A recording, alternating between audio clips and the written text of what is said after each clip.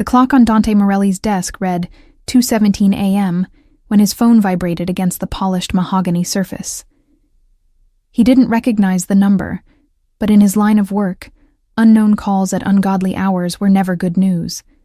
His thumb hovered over the decline button for a split second before something, instinct perhaps, or fate, made him answer. "Mr. Morelli?" The voice on the other end was female, professional, yet trembling with barely contained urgency. "This is Nurse Patricia from St. Mary's Hospital. I'm calling about Elena Vasquez." Dante's entire body went rigid. The glass of whiskey he'd been holding suddenly felt like lead in his hand. Elena. The name alone had the power to dismantle every carefully constructed wall he'd built around himself over 33 years of surviving in the ugliest corners of New York City. What happened?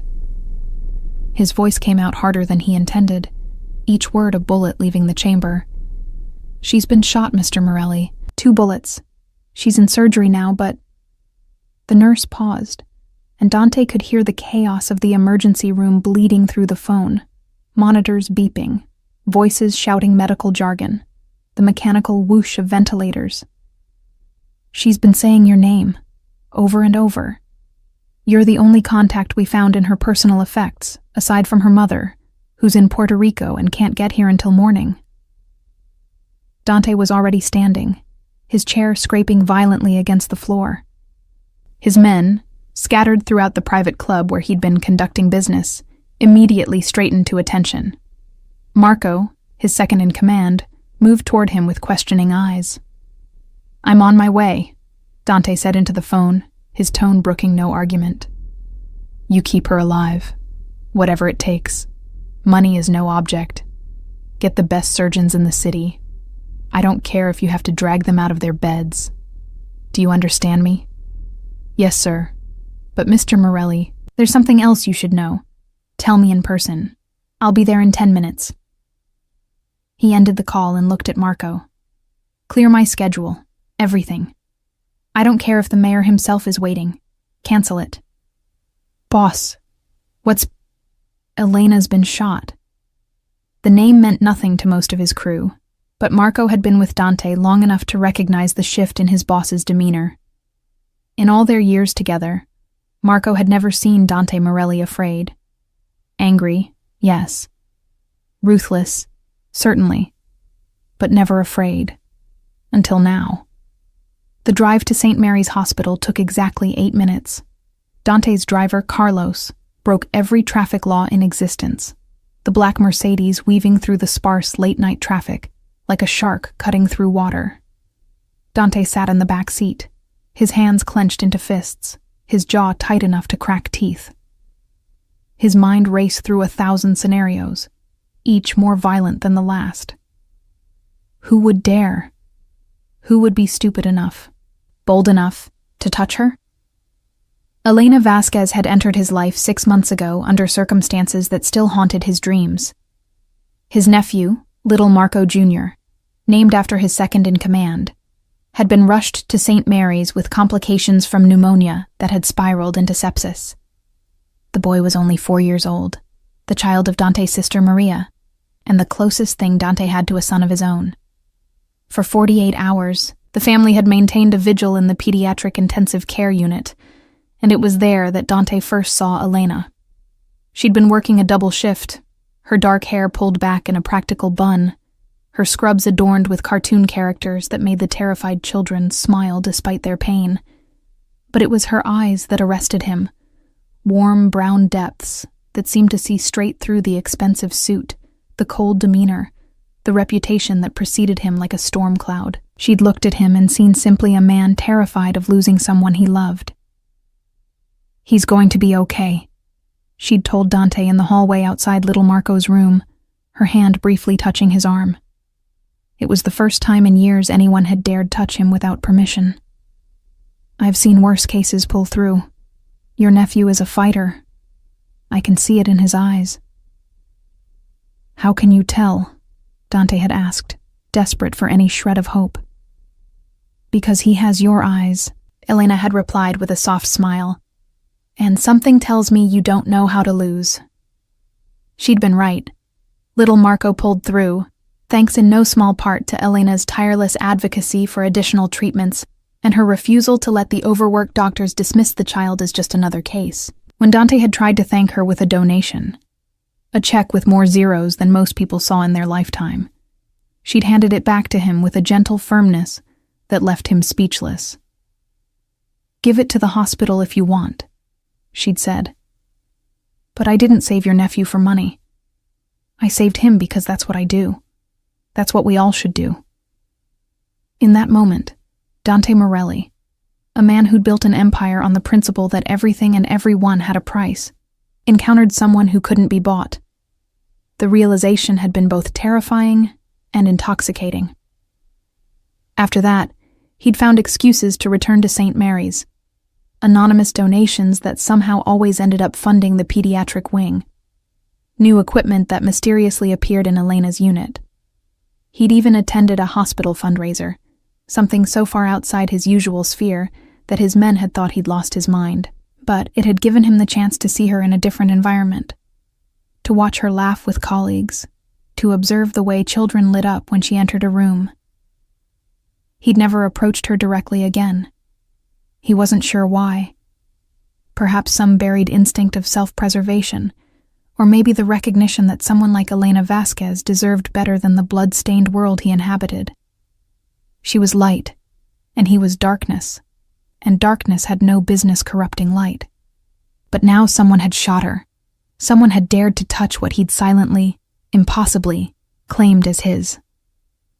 The Mercedes screeched to a halt outside St. Mary's emergency entrance.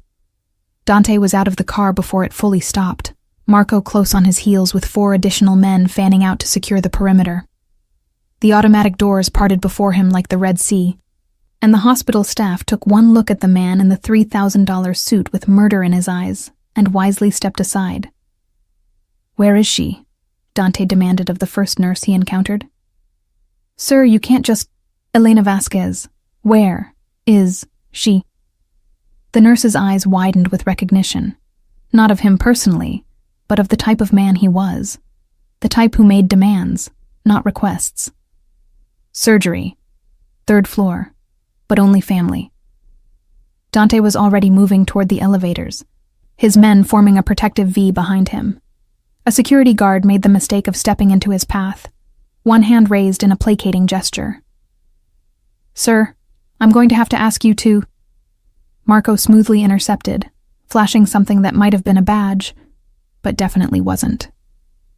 Whatever he said was low and fast, and the guard's face went pale before he stepped aside without another word.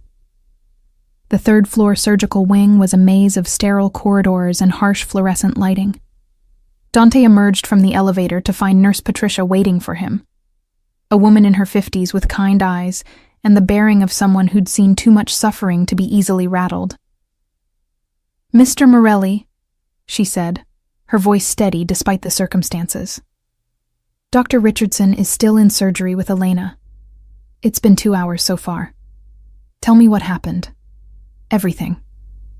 Patricia glanced at the small army of men filling the hallway behind Dante, then seemed to make a decision. "Follow me.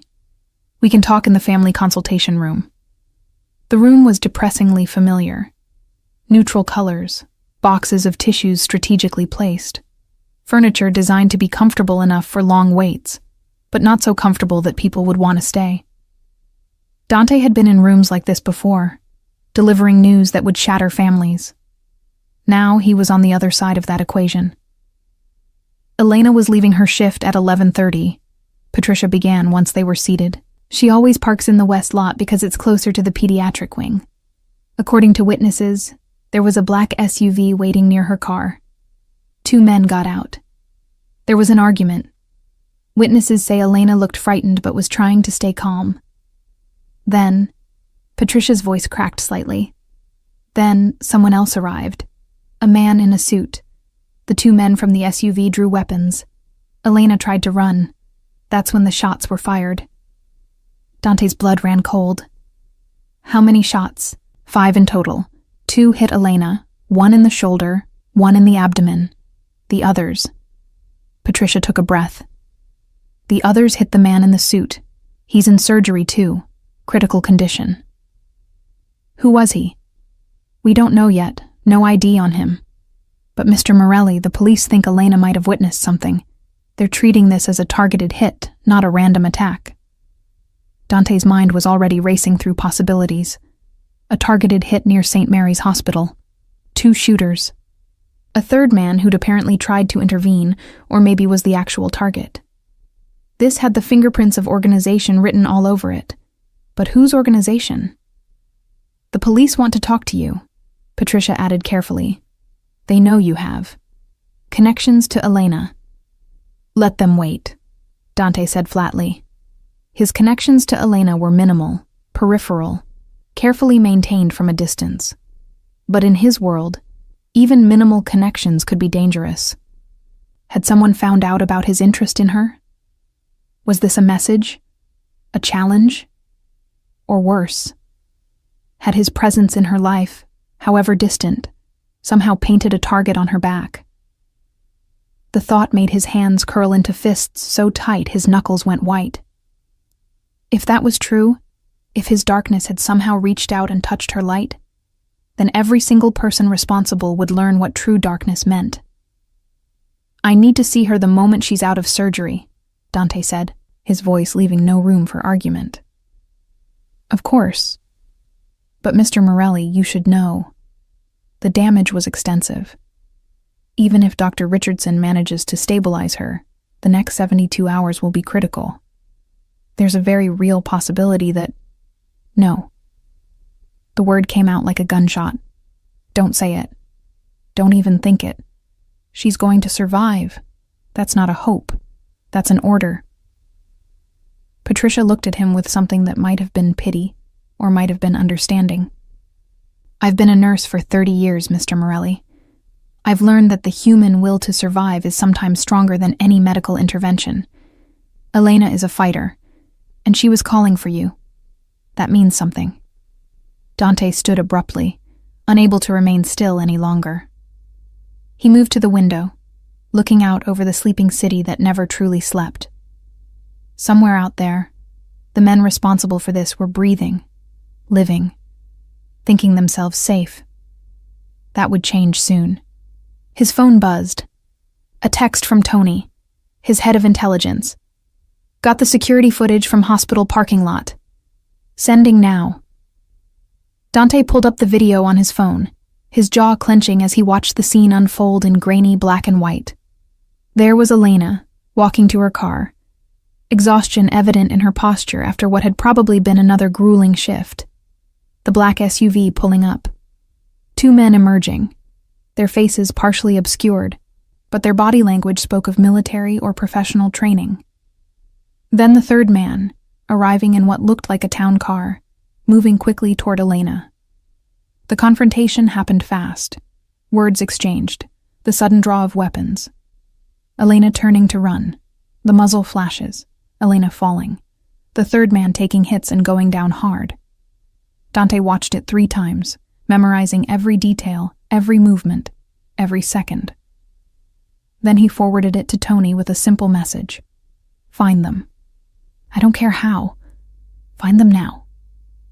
Mr. Morelli? A new voice at the door. A man in surgical scrubs, mask pulled down, fatigue etched into every line of his face. Dr. Richardson. Elena is out of surgery. We've moved her to the ICU. She's stable, but I want her moved, Dante interrupted. To my facility, tonight. Dr. Richardson blinked. Sir, I don't think you understand. She can't be moved, not in her condition. The next few hours are...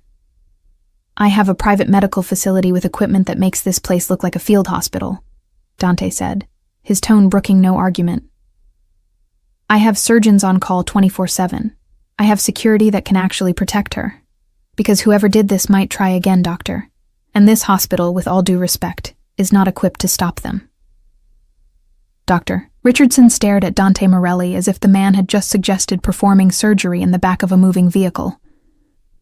The doctor's surgical scrubs were still damp with perspiration from the 3-hour operation.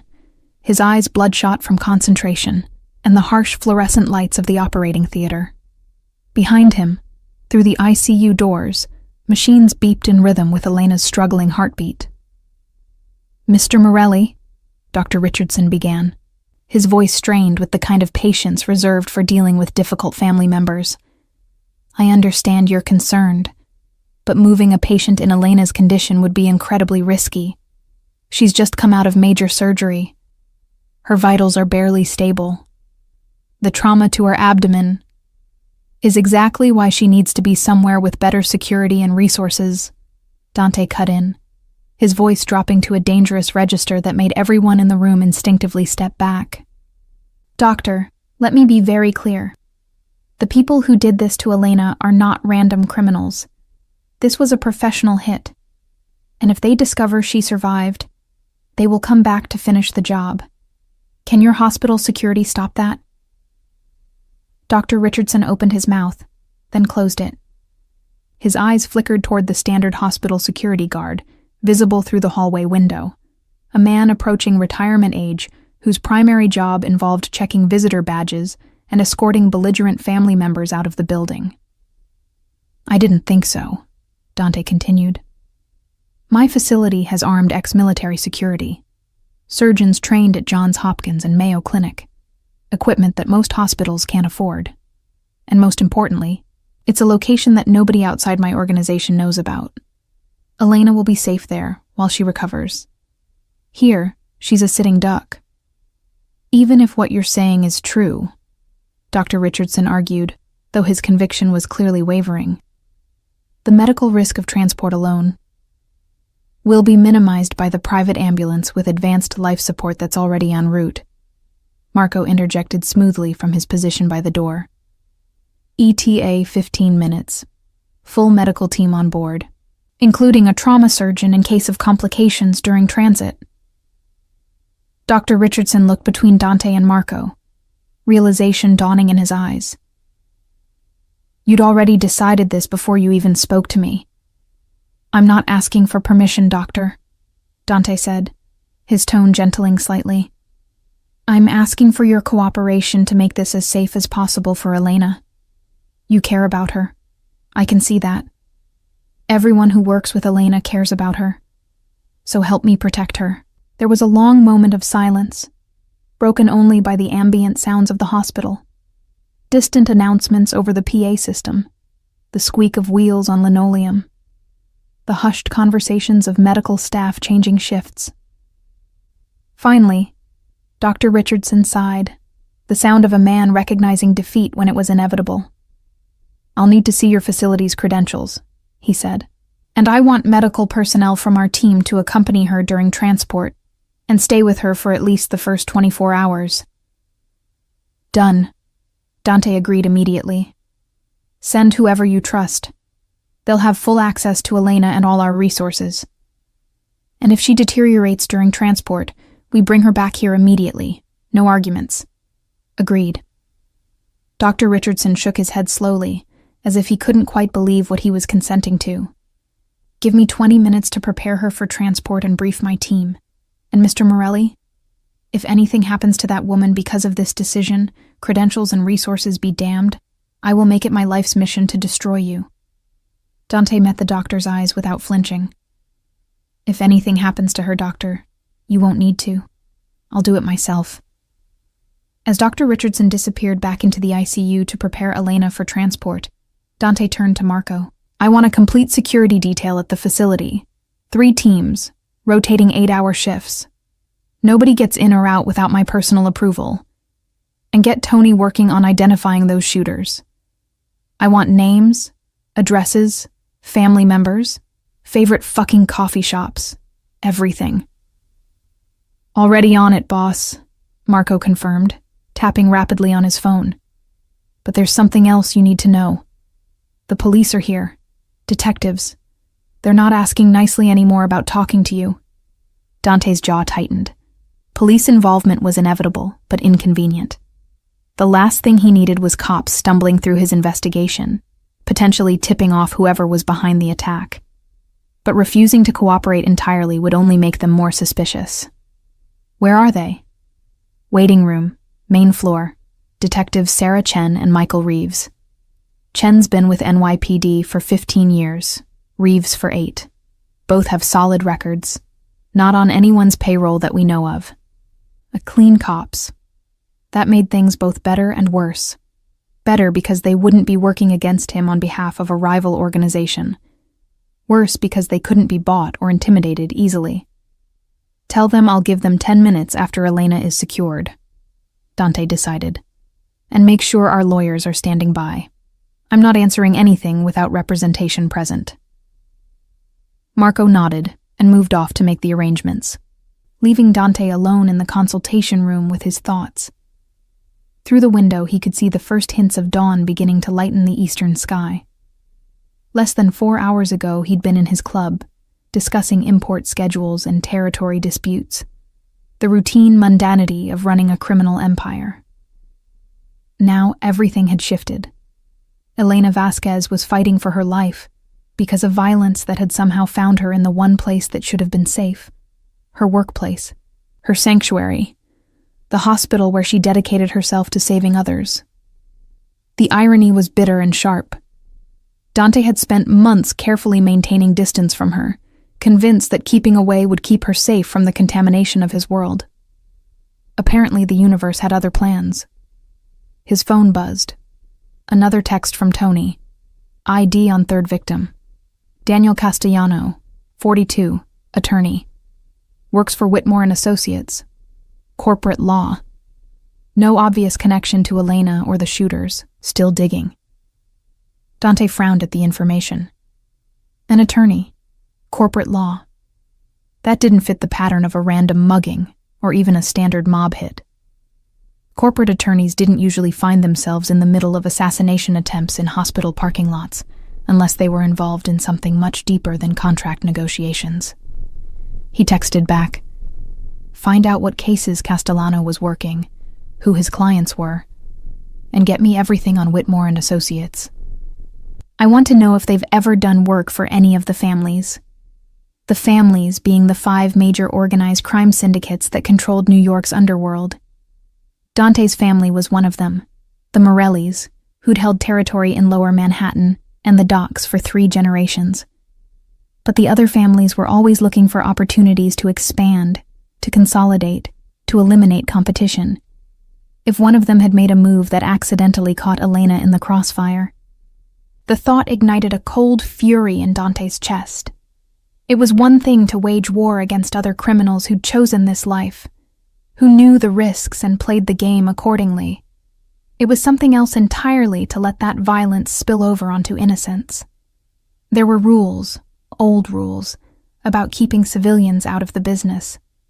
Those rules existed for a reason, partly practicality, partly the last vestiges of honor in a dishonorable profession. Whoever had violated those rules would learn what happened when you drew Dante Morelli's attention in the worst possible way. "Boss." Marco had returned, slightly out of breath. "Ambulance is here. Dr. Richardson is ready. They're bringing Elena down now." Dante stood immediately, straightening his jacket.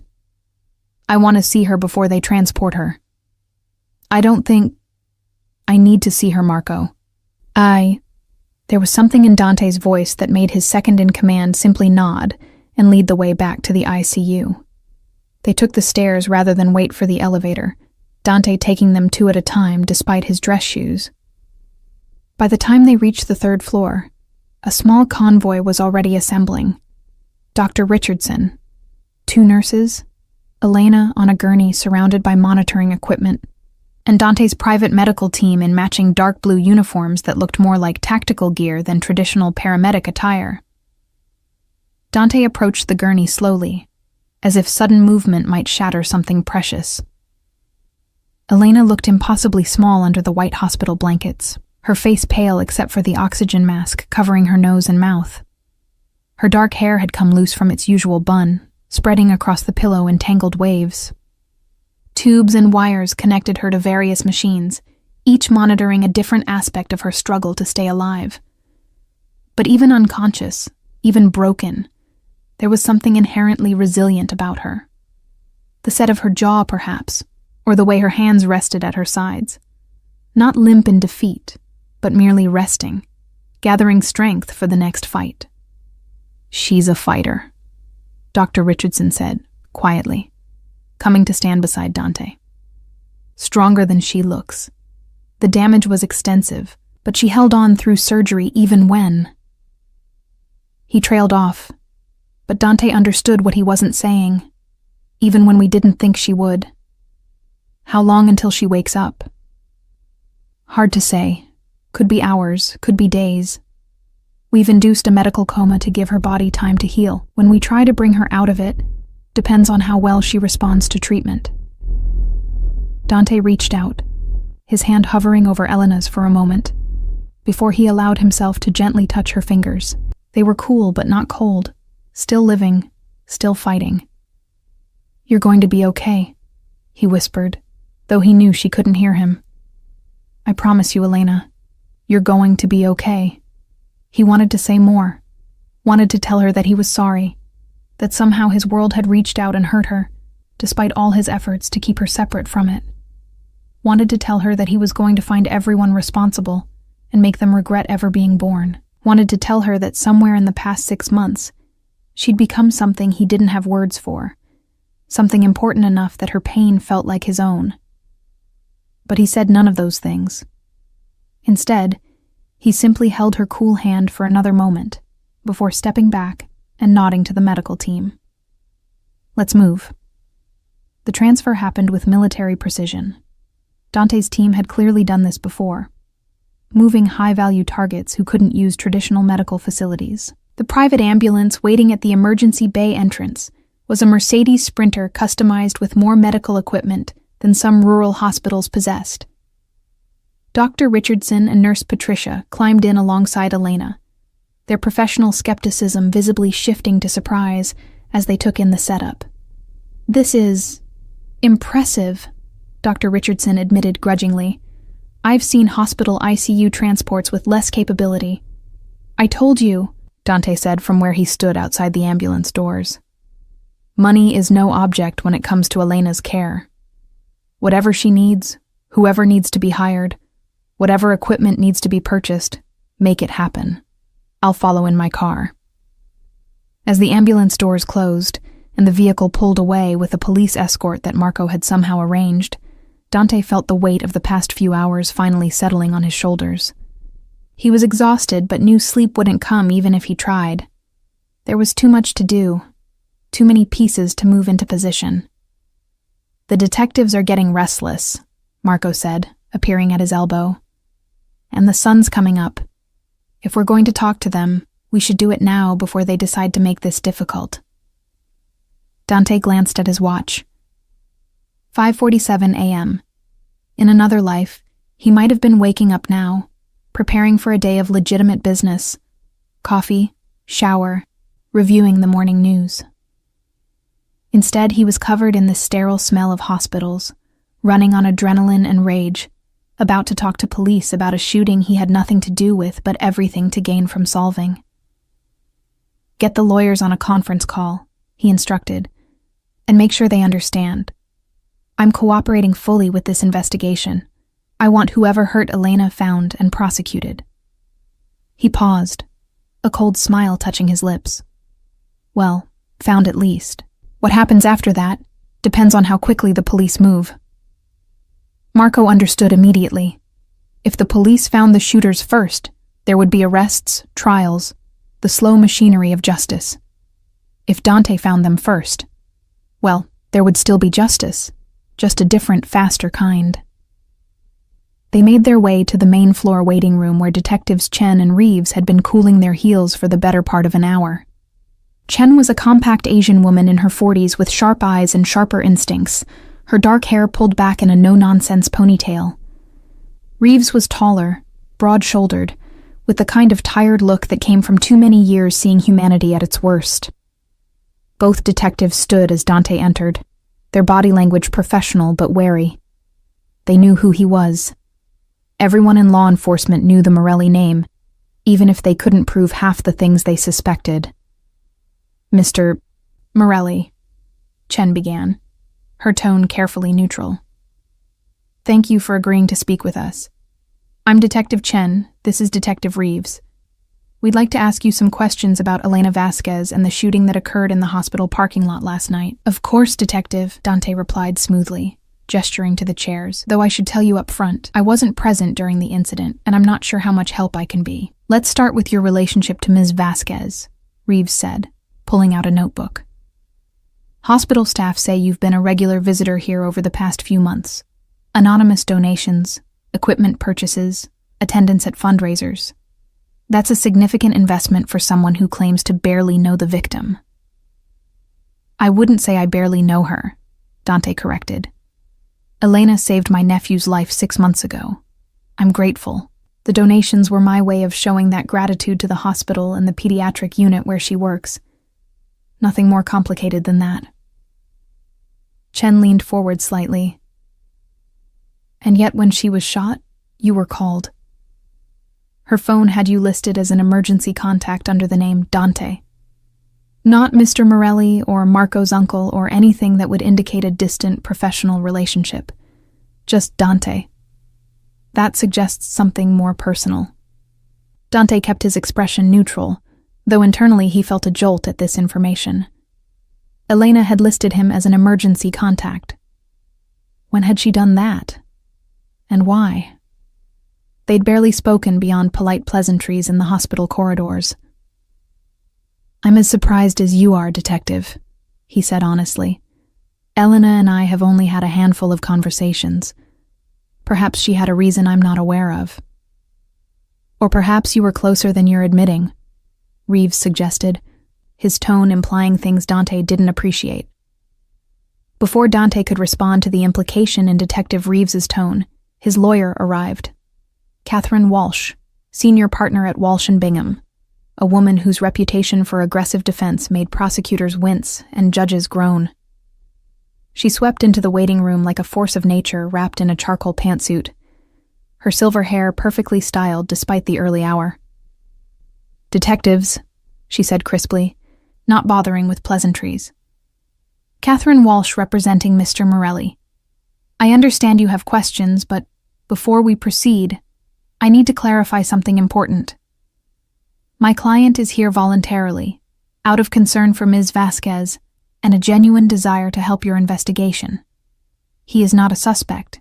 He has committed no crime, and any suggestion to the contrary will result in this conversation ending immediately. Are we clear?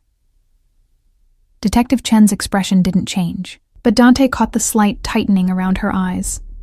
Nobody liked being managed by expensive lawyers, but Chen was professional enough to recognize the game. Crystal clear, Ms. Walsh. We simply want to understand Mr. Morelli's connection to the victim, and whether he might have any information that could help us identify the shooters. Then let's proceed on that basis, Catherine said, settling into a chair and nodding at Dante to continue. As I was saying, Dante resumed, Elena and I are not close in the way your question implied, Detective Reeves, but I have tremendous respect for her. She's dedicated, compassionate, and exceptionally good at what she does. When my nephew was dying, she fought for him like he was her own family. That kind of person is rare in any world, let alone in a place as overwhelmed and underfunded as a public hospital. So, yes, I made donations. And yes, I've been back to the hospital multiple times, but not to pursue Elena romantically or for any other personal agenda, simply to support the work she does. Noble sentiments, Reeves said, his skepticism evident. But you'll forgive us for being thorough. In our experience, when someone with your background takes an interest in a civilian, it rarely ends well for the civilian. Catherine's hand came down sharply on the table. Detective, that borders on slander. My client's background consists of legitimate business interests in import-export, real estate, and hospitality. If you have evidence of criminal activity, charge him. If not, stick to questions relevant to this investigation. Chen shot her partner a warning look before turning back to Dante. Let's approach this differently. Mr. Morelli, do you have any idea why someone would target Elena Vasquez? Any enemies she might have mentioned? Any unusual incidents or threats in recent weeks? Dante shook his head. Elena doesn't have enemies, Detective. She's a pediatric nurse. She spends her days saving children and comforting worried parents. The very concept of someone wanting to hurt her is absurd. And yet someone did, Chen pointed out. 2 professional shooters in a hospital parking lot. This wasn't random, Mr. Morelli. The preliminary investigation suggests Elena may have witnessed something significant enough to warrant silencing her. This aligned with what Nurse Patricia had mentioned earlier. What kind of something? Reeves consulted his notebook. We're still piecing that together. But there's a complication. The 3rd victim, Daniel Castellano, the attorney who was also shot. He's connected to a case involving Senator Richard Harwood. Castellano was preparing to testify before a grand jury about financial irregularities in some of the senator's campaign funding. Dante's mind immediately began connecting dots. Senator Harwood was a political fixture in New York, 3 terms in office, chairman of several influential committees, and widely rumored to have connections to various criminal enterprises. If Castellano was preparing to testify against him, and if Elena had somehow witnessed something related to that. You think the hit was meant for Castellano, Dante said slowly, and Elena was collateral damage. That's one theory, Chen confirmed, though there's another possibility. Hospital security footage shows Elena arriving at her car first. Castellano appeared maybe 30 seconds later. The shooters were already in position, waiting. It's possible Elena saw something she shouldn't have. Maybe the shooters getting into position, maybe some kind of preliminary setup, and Castellano's arrival simply complicated what was supposed to be a clean elimination of a witness. The thought made Dante's blood run cold. Elena hadn't been collateral damage. She'd been the primary target, at least initially, which meant the threat wasn't over, once whoever ordered the hit discovered she'd survived. Detective, Dante said carefully, I need to ask you something, and I need you to answer honestly. How secure is your investigation? Are you confident that information about Elena's condition won't leak to whoever ordered this hit? Chen and Reeves exchanged glances. We're keeping details close, Chen said. But in a hospital setting with dozens of staff, complete information control is impossible. Why? Because if I were the person who ordered this, and I found out my target survived, I'd try again, immediately, before she can wake up and identify the shooters or testify about what she saw. Your facility, Reeves said, understanding dawning in his eyes. That's why you moved her. You're not just providing better medical care. You're hiding her. I'm protecting her, Dante corrected. There's a difference. And before you object on legal grounds, Elena is not a prisoner. She's a patient receiving world-class medical treatment in a secure location.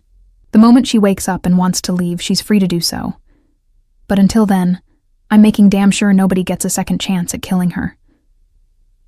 Catherine placed a restraining hand on Dante's arm, a silent reminder to be careful about what he said. But for once, Dante didn't care about legal exposure. The police needed to understand the stakes. Detectives, Catherine interjected smoothly. My client is obviously emotionally invested in Ms. Vasquez's safety. That's admirable, not criminal. However, if you're concerned about witness security, perhaps we can discuss a formal arrangement.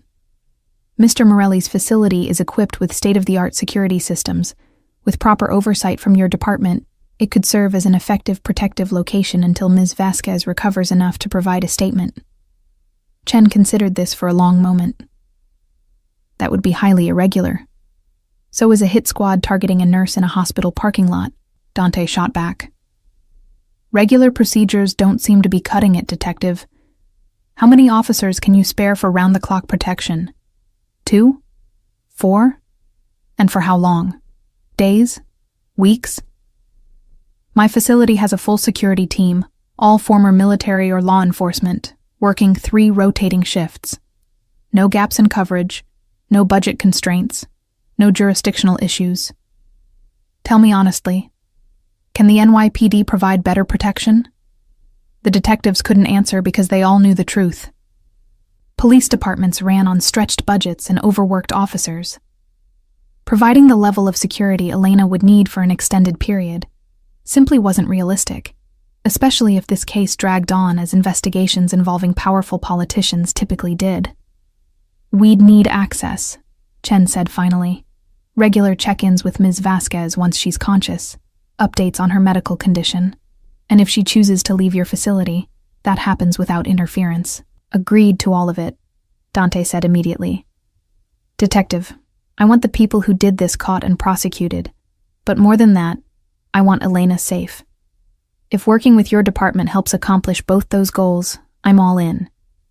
Reeves still looked skeptical, but Chen seemed to be calculating the practical benefits. "We'll need to run this by our lieutenant, but provisionally, we can work with this arrangement. In the meantime, Mr. Morelli, if you think of anything else that might help our investigation." "I'll call immediately," Dante promised. As the detectives gathered their materials and prepared to leave, Chen paused at the door. "Mr. Morelli, a word of advice. Whatever you're planning to do outside official channels, don't. We know your reputation. We know you have resources and connections we can't match. But if you go down that road, you'll compromise our investigation and potentially any future prosecution. Let us do our jobs." Dante met her gaze steadily. "Detective, I have no idea what you're implying. I'm just a concerned citizen trying to help a friend in need." Chen's expression said she didn't believe that for a second, but she simply nodded and left with her partner. Once they were gone, Catherine turned to Dante with a mixture of exasperation and professional concern. "Dante, please tell me you're not planning to do something stupid." "Define stupid." "Anything that involves violence, intimidation, or actions that could be construed as obstruction of justice." Dante stood, adjusting his jacket. "Catherine, you've been my lawyer for 12 years. Have I ever done anything you'd consider stupid?" "Yes, frequently, which is why you keep me on retainer." Despite everything, Dante felt a faint smile touch his lips. "Fair point, but in this case, I promise I'll be careful. Elena's safety is the priority. Everything else is secondary." "See that it stays that way," Catherine said, though her tone suggested she knew she was fighting a losing battle. "And Dante, the fact that she listed you as an emergency contact, that matters, whether you want to admit it or not." After Catherine left, Dante stood alone in the waiting room as dawn fully broke outside the windows, painting the city in shades of gold and amber. His phone buzzed continuously with updates. Marco confirming Elena's arrival at the facility, Tony sending preliminary reports on the shooters' identities, various underbosses checking in about the disruption to normal business operations. But Dante ignored all of it for a moment, focusing instead on the strange feeling in his chest. He'd built his life on control, controlling situations, people, outcomes. He'd learned early that emotion was weakness, that attachment made you vulnerable, that caring about anything too much gave your enemies leverage. Elena Vasquez had somehow slipped past every defense he'd constructed, becoming important to him without his permission or conscious awareness. And now she was fighting for her life because the violence he'd spent years containing had spilled over onto her anyway. The rational part of his brain knew this wasn't his fault. Elena had been caught up in something involving a corrupt senator and a whistle-blowing attorney. Nothing to do with Dante's world at all. But the irrational part, the part that had listed her in his phone under just her first name, that had made anonymous donations so he'd have excuses to visit the hospital, that had spent 6 months carefully not acknowledging how much he looked forward to catching glimpses of her in the hallways. That part knew differently. His world and her world had collided, and she'd been the one to pay the price. He pulled out his phone and called Tony. "Tell me you have something." "Working on it, boss," Tony replied, the sound of rapid typing audible in the background. The hospital security footage gave us partial plates on the SUV, running it through our systems now. Also made some progress on Castellano, the attorney. Guy was deep into the senator's finances. We're talking money laundering, shell companies, connections to the Bratva. The Bratva, the Russian mob. Dante's jaw clenched. If Russian organized crime was involved, this situation had just gotten exponentially more complicated. The Russians played by different rules, had different codes, and generally gave less of a damn about traditional boundaries between criminal business and civilian life. "Keep digging," Dante ordered. "I want to know every person involved in this, from the shooters on the ground to whoever gave the order. And Tony? I want to know who the senator uses for his dirty work. Which crews, which fixers, which corrupt cops. Everything." "On it, boss. But Dante? If we go after the Russians, even to defend our own, that's going to start a war. You sure you want to light that fuse?" Dante thought about Elena lying unconscious in a hospital bed, her life hanging by a thread because she'd been in the wrong place at the wrong time. Thought about her calling his name even as she fought for survival. Thought about the fact that she'd trusted him enough to list him as an emergency contact, even though he'd never given her reason to. "If that's what it takes," he said coldly, "then we go to war. But Tony, this one is personal. Spread the word through the organization. Elena Vasquez is under Morelli protection now. Anyone who touches her, threatens her, or even looks at her wrong answers directly to me. And make sure that message reaches our Russian friends too. They need to understand what happens when they mistake a nurse for acceptable collateral." "Understood, boss. I'll put out the word." As Dante ended the call and headed toward the exit where his car waited, he made himself a promise. Elena had saved his nephew's life once. Now he would save hers, no matter what it cost him. And once she was safe, once she'd recovered, he'd do something he should have done months ago. He'd tell her the truth about who he was, not the sanitized version he presented to the public, not the businessman facade he wore like armor. The real truth. What he did, the blood on his hands, the darkness he'd chosen to inhabit. And then he'd walk away, because someone like Elena deserved better than what his world could offer. But first, he had some Russians to find. The Morelli private medical facility occupied 3 floors of what had once been a boutique hotel in Tribeca. From the outside, it looked like any other renovated historical building in the neighborhood. Elegant brick facade, carefully restored period details, the kind of place that would house expensive lofts or a trendy tech startup.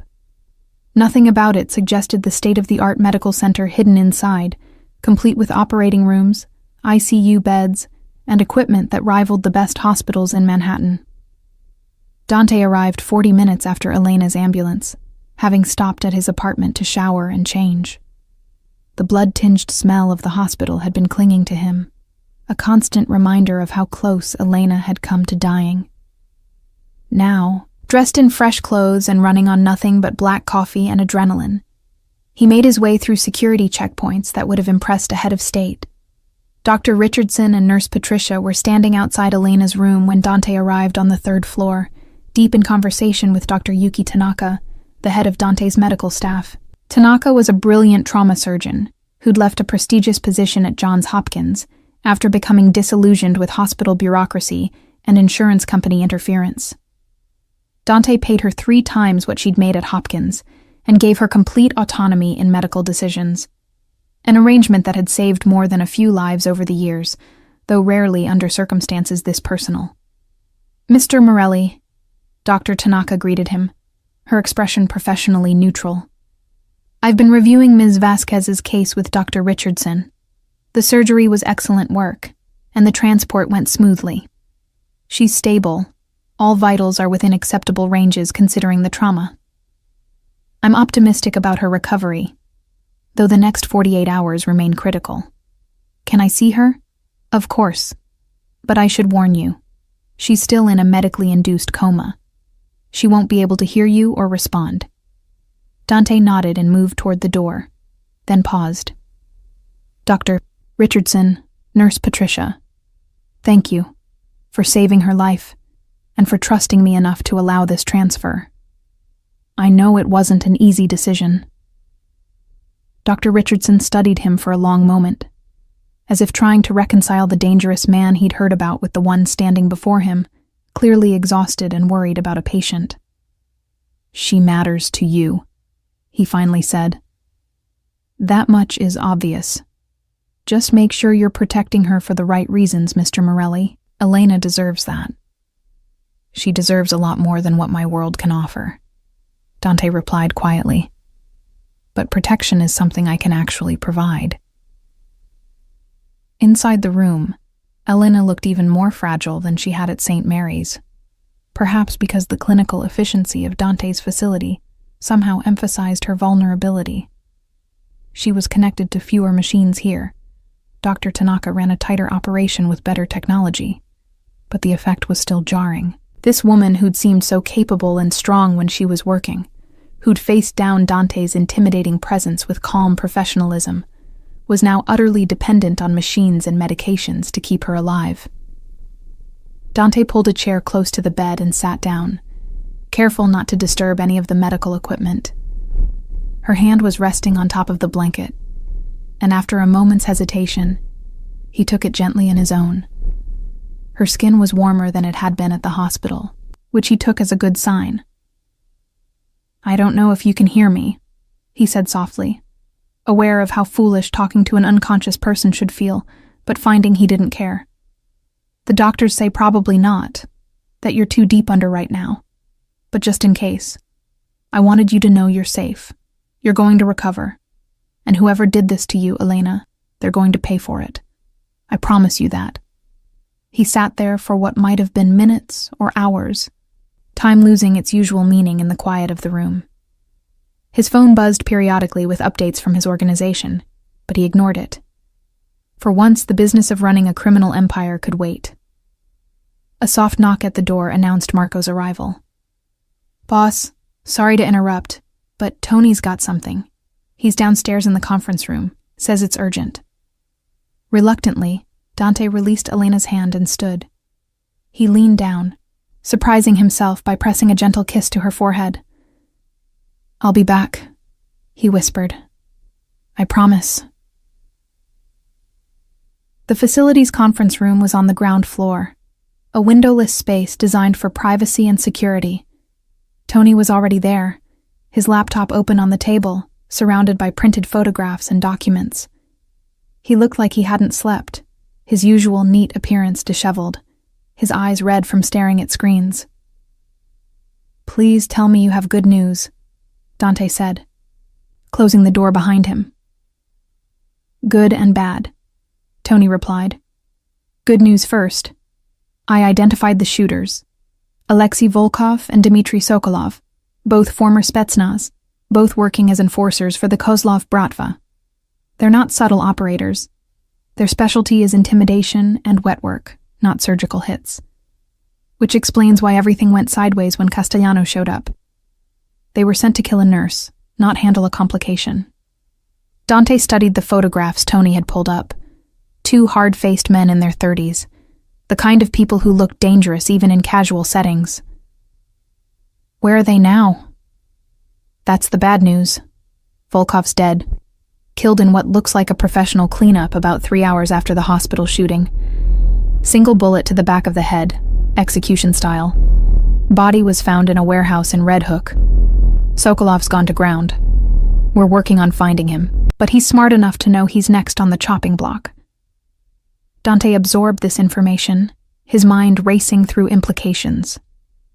Someone's cleaning house, eliminating loose ends. Exactly. And there's more. Tony pulled up another file on his laptop. "I dug into Senator Harwood's connections like you asked.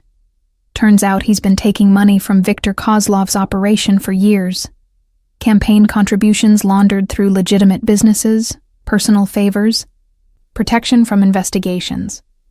In exchange, Harwood makes sure certain police operations get redirected, certain prosecutions don't happen, certain regulatory issues disappear.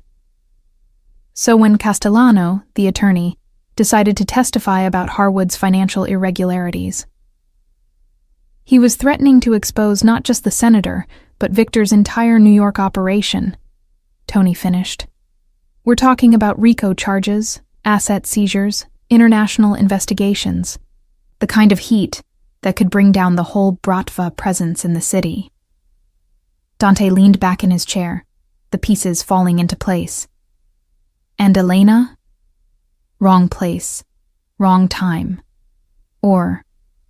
Tony hesitated, pulling up more documents. There's another possibility. Elena works in the pediatric wing at St. Mary's, right? Guess who else has a connection to that hospital? Senator Harwood's daughter, Emily Harwood. She's been receiving treatment there for leukemia. Top secret. Kept out of the press for political reasons. Elena would have had access to patient records, might have seen something, noticed something that connected the senator to Victor's operation. You're suggesting Elena was targeted because she might have been a potential witness, even if she didn't know she was one. I'm saying Victor doesn't leave loose ends. If there was even a chance Elena had seen something that could tie back to the senator, who ties back to the Bratva, Tony shrugged. They'd eliminate the threat. Dante felt his rage crystallizing into something cold and focused. Elena had been marked for death not because of anything she'd done, but simply because she existed in proximity to powerful people's secrets. The randomness of it, the casual cruelty, made his hands curl into fists. Find Sokolov, he ordered.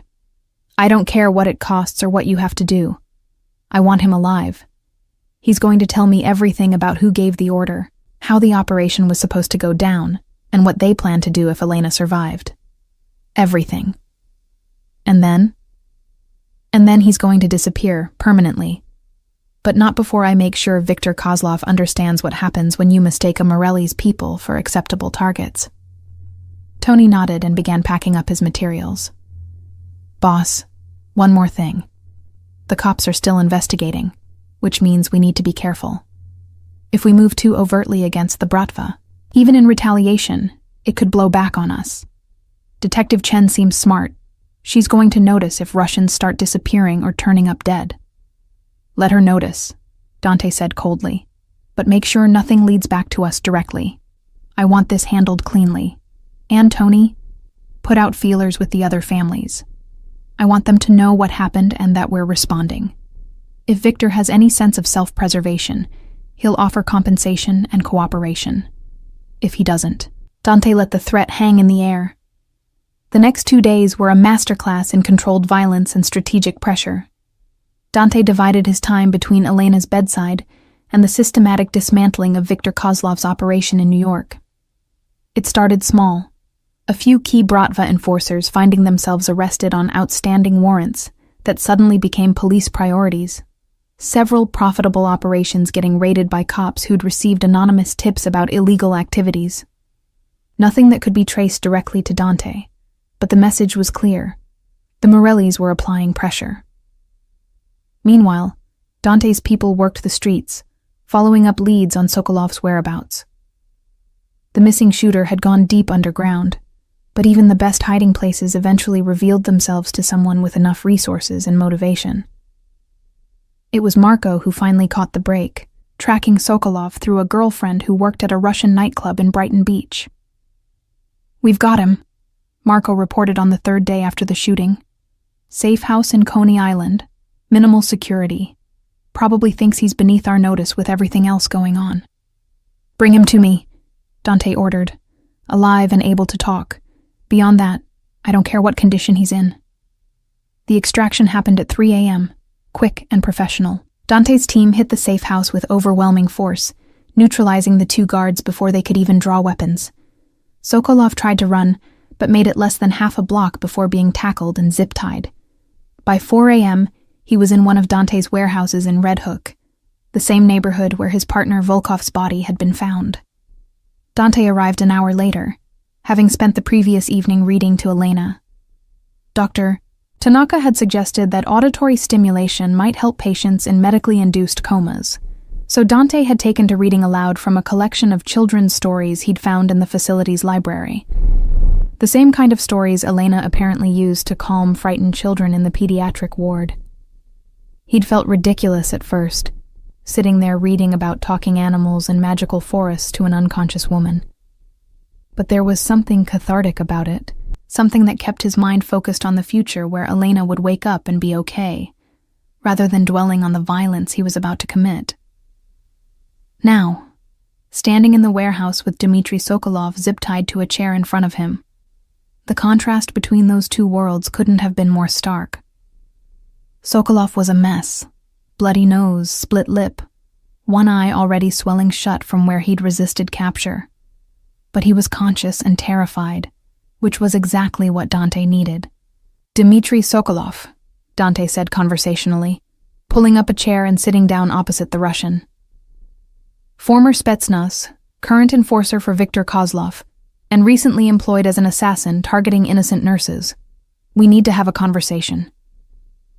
"I want lawyer," Sokolov said in heavily accented English. "I know my rights. You cannot—" The backhand came so fast, Sokolov didn't see it coming. The impact snapped his head to the side, blood spraying from his reopened lip. "Let me explain something to you," Dante continued calmly, as if the violence hadn't interrupted his sentence. "You're not under arrest. There are no lawyers coming. There are no rights being violated here. This is simply one professional to another, having a conversation about choices and consequences. Your partner, Alexei Volkov, someone put a bullet in his head. That person was probably Victor, cleaning up loose ends. Which means right now you have two options." Dante leaned forward, his eyes locked on Sokolov's. "Option 1, you tell me everything. Who gave you the order to kill Elena Vasquez, why she was targeted, what the plan was if things went wrong, and anything else I want to know. In exchange, I let you live. Not free, not unpunished, but alive. I'll even throw in protection from Victor's people if you're worried about reprisal." "And option 2? Sokolov asked, though his voice was shaking now. "Option 2 is I let Marco here ask the questions." Dante gestured to where his second-in-command stood in the shadows. "Marco's very good at his job, but he's not as patient as I am. You'd eventually tell us everything anyway, but the process would be considerably less pleasant. So which option sounds better to you?" Sokolov was silent for a long moment, weighing his choices. Dante could see the calculation happening behind the Russian's eyes. Loyalty to Victor versus self-preservation. The oath of silence versus the very real possibility of dying in this warehouse. Finally, survival won out. "Okay," Sokolov said quietly. "I tell you, but you promise protection, yes? Victor finds out I talk. I'm dead, man." "You have my word. Now start talking." The story that emerged over the next 2 hours was worse than Dante had feared. Elena hadn't been random collateral damage, or even a potential witness to some ancillary crime. She'd been specifically targeted after Emily Harwood, the senator's daughter, had mentioned to Viktor Kozlov during a private meeting that a nurse at St. Mary's seemed unusually interested in my father's visits. Elena, in her characteristic compassion, had apparently noticed how stressed Emily seemed and had asked if everything was okay at home, a completely innocent gesture from someone who cared about her patient's well-being. But to Victor and the senator, that innocent question had looked like suspicion, like potential exposure. They'd decided elimination was safer than risk, ordering Sokolov and Volkov to make it look like a mugging gone wrong. Castellano's arrival had complicated things. He'd apparently been meeting Elena to discuss her testifying about what she'd seen in patient records, though the attorney had been killed before the meeting could happen. "Victor was angry when we failed," Sokolov concluded. "Said we were sloppy, that we'd brought heat down on operation. Alexei, he was panicking, talking about running. That's when Victor had him killed. I knew I was next, so I ran first." Dante sat back, processing the information. Elena had been condemned to death for showing compassion, for doing her job well, for being the kind of person who noticed when others were in distress. The injustice of it made his blood boil. "One more question," Dante said. "Where does Victor operate from? I'm not talking about his public businesses. Where does he actually run his empire? Sokolov hesitated, and Dante saw the moment the Russian realized he'd already gone too far to stop now. Brighton Beach. Private club called Zoloto. Gold, in English. Has office and back, very secure. But Mr. Morelli, you cannot just walk in there. Victor has many guards, many connections. Even you. Let me worry about that. Dante cut him off. He stood and nodded to Marco. Get him secured somewhere safe. Medical attention, food, whatever he needs. But nobody knows where he is except us. If Victor's people come asking, Sokolov's dead. Body dumped in the harbor. Understood? Yes, boss. As Marco led the prisoner away, Dante pulled out his phone and sent a text to Tony. Need a meeting with the other families. Tomorrow, neutral ground. Topic: Russian overreach and appropriate response. The 5 families, the major organized crime syndicates that controlled New York's underworld, didn't meet often. Their interests were usually more aligned toward competition than cooperation. But there were certain situations that transcended individual territory disputes. Civilians being targeted for death simply for doing their jobs? That was the kind of thing that could unite even traditionally rival organizations, if only because it threatened the delicate balance they'd all worked to maintain. If Dante was going to move against Viktor Kozlov and the Bratva, he needed to do it with the other family's blessing, or at least their neutrality. Otherwise, he'd be starting a war on 2 fronts, against the Russians, and potentially against Italian families who might see an opportunity to move against the Morellis while Dante was distracted. But first, he needed to check on Elena.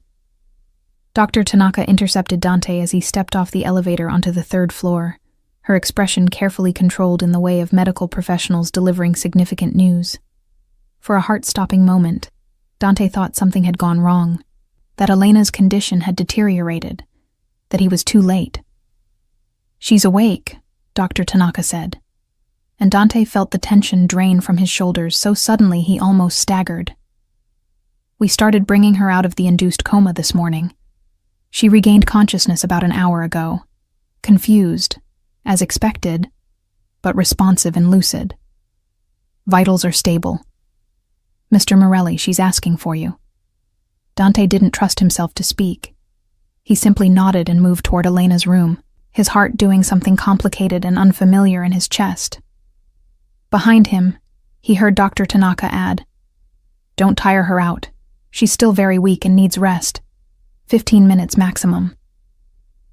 Elena was propped up slightly in bed, the ventilator removed and replaced with a simple oxygen cannula. Her face was still pale, dark circles under her eyes, testament to the trauma her body had endured.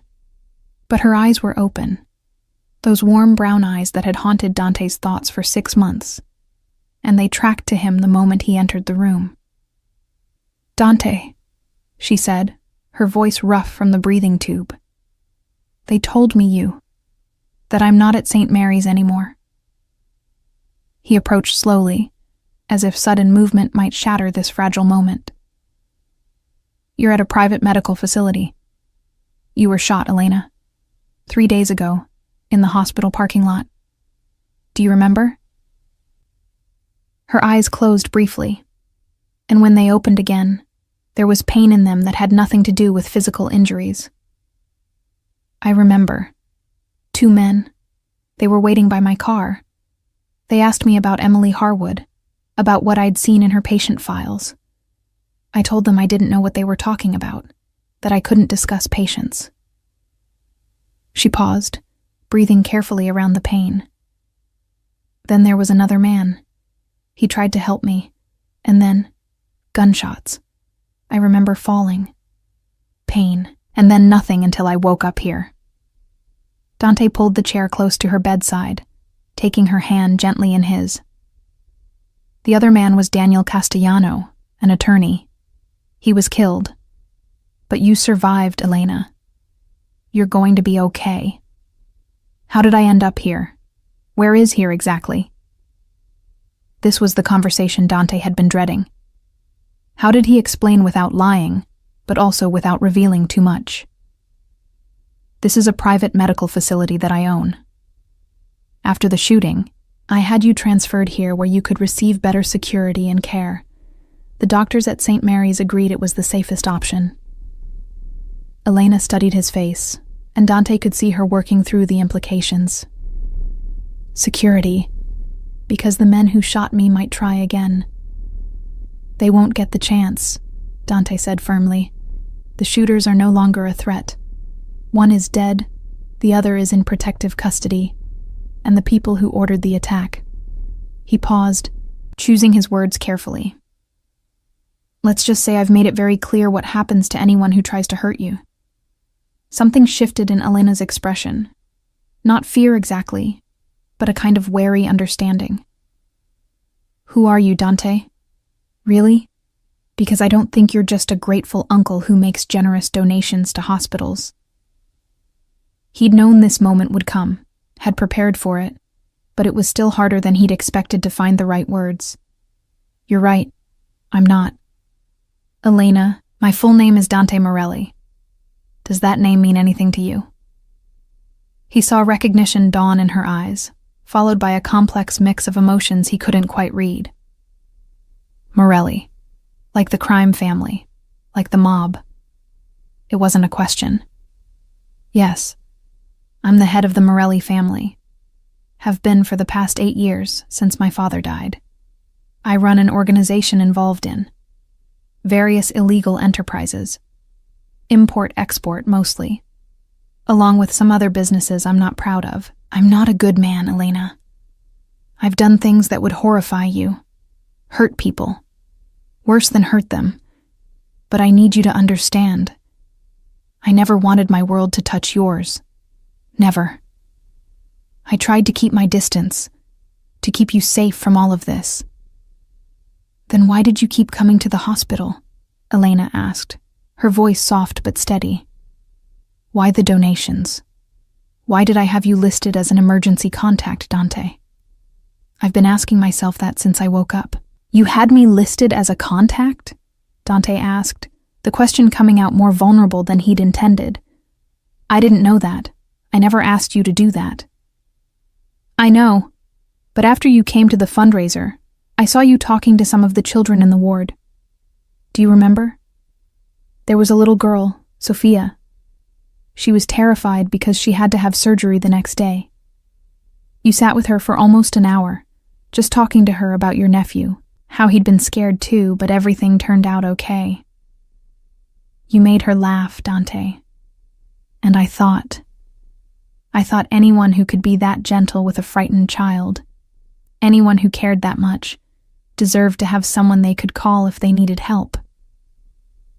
Dante felt something crack open in his chest. Elena, I don't deserve...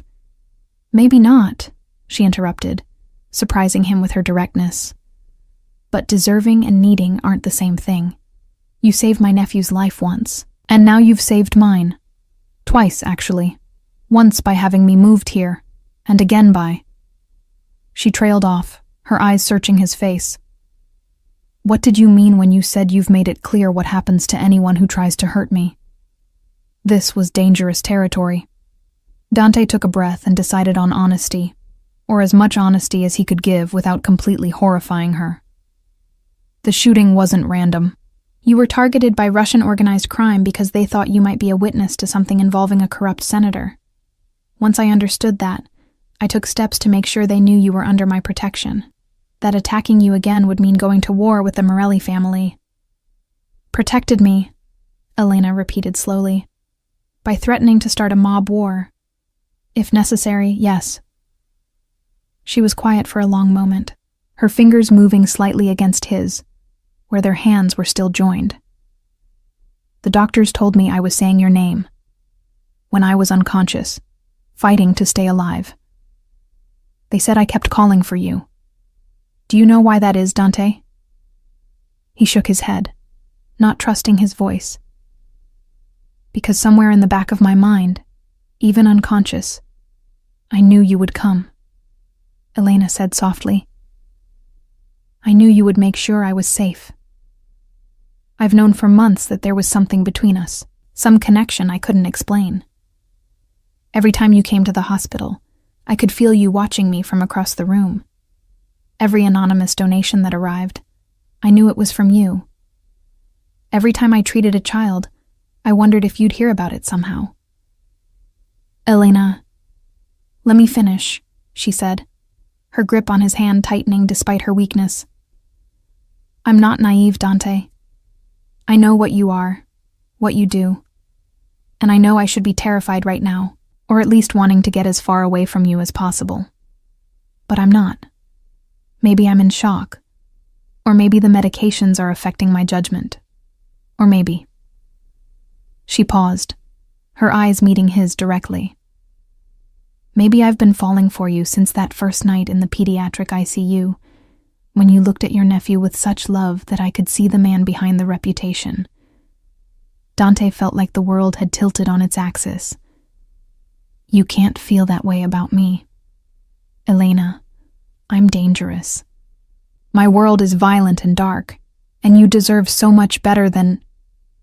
Don't I get a say in what I deserve?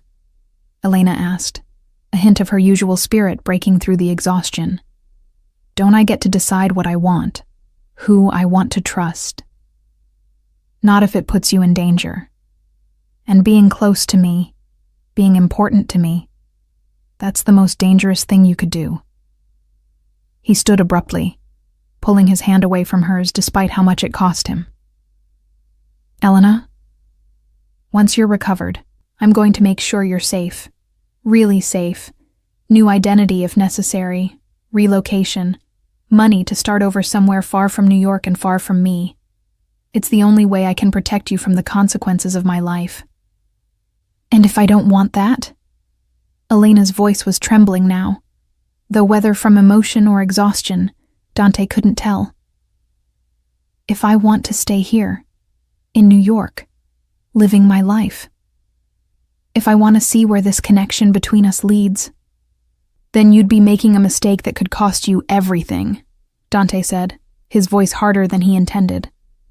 The people who tried to kill you are just the beginning, Elena. There will always be someone trying to use you against me. Always another threat, another danger. I can't put you through that. I won't. He turned toward the door, needing to leave before he said something he couldn't take back, before he gave in to the desperate urge to stay by her side and pretend they could somehow make this impossible situation work. Dante, wait. Elena's voice stopped him at the threshold. At least tell me one thing. When you were making all those threats to protect me, when you were tracking down the people responsible, were you doing that just because you're a good person who helps innocent victims? Or was there more to it? Dante stood there for a long moment, his hand on the doorframe, fighting with himself. Finally, without turning around, he said, "There was more to it. So much more. But that's exactly why I have to walk away. Because caring about you makes you a target, and I'd rather live with that pain than risk your life again." He left before she could respond, closing the door gently behind him. In the hallway, he leaned against the wall, his eyes closed, trying to compose himself. Dr. Tanaka appeared beside him, her expression sympathetic. That looked difficult, she observed quietly. It was necessary, Dante replied, straightening up. How long until she can be safely moved? I want to make arrangements for her relocation as soon as possible. Physically? Another week at minimum, possibly 2. But, Mr. Morelli, I have to ask, is moving her really about her safety? Or is it about yours? Dante shot her a sharp look. What's that supposed to mean? It means I've worked for you for 5 years, and I've never seen you like this about anyone. You're planning to send her away not because it's the only way to keep her safe, but because it's the only way you know how to protect yourself from caring too much. Dr. Tanaka shrugged. Just an observation. But for what it's worth, sometimes the brave choice isn't walking away. Sometimes it's figuring out how to make an impossible situation work. She left him there in the hallway, her words echoing in his mind as he tried to focus on the more immediate problem. Viktor Kozlov and the Bratva. The meeting with the other family heads took place the following evening, in a private room at one of Little Italy's oldest restaurants, neutral ground that none of the families directly controlled. Dante arrived with Marco and 2 bodyguards, finding representatives from the 4 other major families already waiting: Angelo Russo, Tommy Battaglia, Frankie the Fish Pescatore, and Maria Conti, the only woman to ever head one of the 5 families, and possibly the most dangerous person in the room. "Dante," Maria greeted him with a slight smile that didn't reach her eyes. "We were surprised to receive your request for this meeting. From what we hear, you've been rather occupied lately." "Personal matters," Dante replied evenly, taking his seat at the table. "Which is actually why I asked you all here. The Russians have crossed a line." He laid out the situation in clear, precise terms: the attempted assassination of Elena, her connection to the senator and Viktor Kozlov's operation, and the broader implications of the Bratva targeting civilians for witnessing crimes they didn't even know they'd witnessed. He was careful to frame it not as a personal vendetta, but as a threat to all their operations. "If we let Viktor get away with this," Dante concluded, "we're telling every organization in the city that civilians are fair game, that the old boundaries don't matter anymore. How long before one of your people gets caught in crossfire? How long before families start suffering because we couldn't maintain basic codes of conduct?" Angelo Russo, the oldest and most traditional of the family heads, nodded slowly. "The boy makes a good point. There's a reason we've always kept civilians out of our business. Start targeting nurses and teachers and accountants just because they might have seen something, and pretty soon the whole city turns against us. The cops get public support for crackdowns. Politicians make examples of us. It's bad for everyone." "But," Tommy Battaglia countered, "declaring war on the Bratva over one woman? That's a steep price for principle, Dante. Viktor's operation brings in millions every year. He's got connections to Eastern European networks we can't match. You really want to pick that fight?" "I'm not asking permission to go to war," Dante said carefully. "I'm informing you that I'm moving against Viktor with or without your support. But if the 5 families present a united front on this, Viktor will back down. He's not stupid. He knows he can't fight all of us simultaneously and survive. Give me your backing, and this ends without a shot being fired. Refuse, and yes, there will be war. But it won't just be my problem. Viktor will see the division as weakness, and he'll expand into all our territories while we're distracted." Maria Conti had been silent throughout the discussion, but now she leaned forward, her dark eyes assessing Dante with unsettling intensity. "This woman, this nurse, she's more than just principal to you, isn't she? You care about her, personally." There was no point in lying. "Yes. And if we back you on this, if we help you pressure Viktor into compensation and a guarantee of no further action, what happens then? Do you keep this woman in your life? Make her a target for every ambitious punk who thinks hurting your girlfriend will give them leverage? Or do you do the smart thing and send her away?" Dante felt the weight of everyone's attention on him. This was the real question, the one that determined whether the other families would see him as rational or compromised. A mob boss who could be manipulated through personal attachments was a weak boss, a liability. "I'm sending her away," he said, and was surprised by how much it hurt to say it out loud. "Once she's recovered, I'm setting her up with a new life far from New York. New identity, financial security, protection but from a distance. She'll be safe, and she'll be free of any connection to me or this life." Maria studied him for another long moment, then nodded. "All right, I'll support your move against Viktor. Not because I give a damn about your personal life, but because he's right." She gestured to Angelo. "The Russians are getting too bold. Better to remind them now where the boundaries are." One by one, the other family heads agreed. Not enthusiastically, but with enough consensus that Dante knew he had what he needed. They would approach Viktor together, make it clear that his actions were unacceptable, and that further moves against Elena or any other civilians would result in a united response from the Italian families. It was more than Dante had hoped for, and exactly what he'd needed. The meeting with Viktor Kozlov happened 2 days later in yet another neutral location, this time a warehouse in Queens that had seen its share of negotiations over the years. Viktor arrived with his own entourage, a bear of a man in his 50s with cold eyes and a reputation for ruthlessness that matched Dante's own. "Morelli," Viktor greeted him in heavily accented English. "I hear you've been making waves, killing my men, disrupting my operations. This is not friendly behavior between business associates." "We're not associates," Dante replied coldly. "Associates don't target civilians. Your men tried to kill a nurse, Viktor. An innocent woman whose only crime was being good at her job. That violates every code we operate under." Viktor waved a dismissive hand. "Collateral damage, sometimes unavoidable in our line of work. Not when the collateral is someone under Morelli protection, and not when it brings unnecessary heat down on all of us." Dante leaned forward. "Here's how this is going to work. You're going to make a formal apology to the 5 families for overstepping. You're going to pay compensation, $2 million to be split among various civilian protection funds we'll establish. And you're going to guarantee, on pain of your entire operation being dismantled, that Elena Vasquez and anyone else she cares about are completely off limits. Forever." "And if I refuse?"